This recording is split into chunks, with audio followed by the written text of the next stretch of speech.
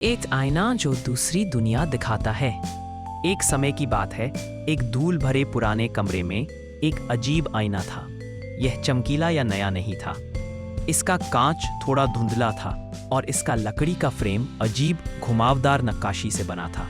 चिंटू और पिंकी नाम के जुड़वा बच्चों को कमरे में घूमना बहुत पसंद था, लेकिन वे हमेशा उस डरावने आईने से दूर रहते थे। एक बरसात की दोपहर बोर होकर और कुछ रोमांच की तलाश में चिंटू ने पिंकी को आईने के सामने खड़े होने की हिम्मत दी।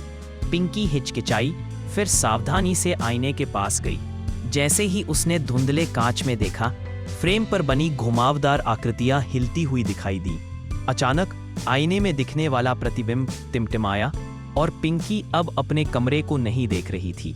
इसके बजाय उसने एक जीवंत चमकता हुआ जंगल देखा, जो ऊंचे चमकदार पौधों और छोटे चमकीले जीवों से भरा था, जो हवा में उड़ रहे थे।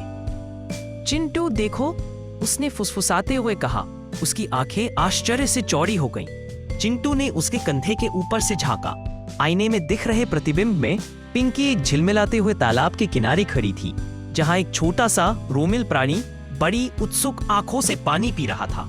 अचानक उस प्राणी ने ऊपर देखा और सीधे पिंकी के प्रतिबिंब की ओर देखा। इसने अपना सिर झुकाया, जैसे कि वह किसी तरह उसे देख सकता हो।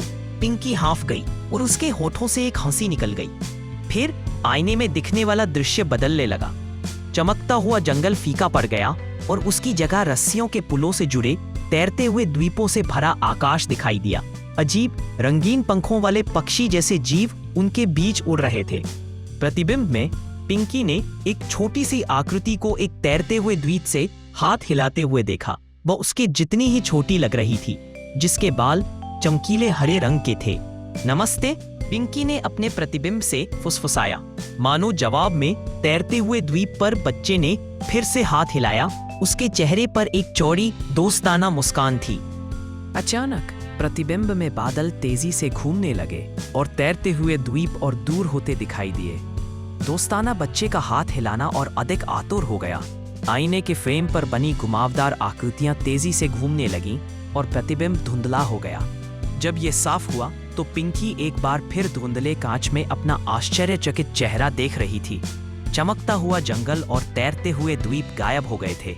पिंकी और चिंटू उस शांत आईने को घूरते रहे। उनके दिल डर और उत्साह के मिश्रण से धड़क रहे थे। क्या उन्होंने सच में किसी दूसरी दुनिया की झलक देखी थी? वे एक बात जरूर जानते थे, कमरे में रखे धूल भरे पुराने आईने में एक रहस्य छिपा था और वे उसे और जानने के लिए बेताब थे।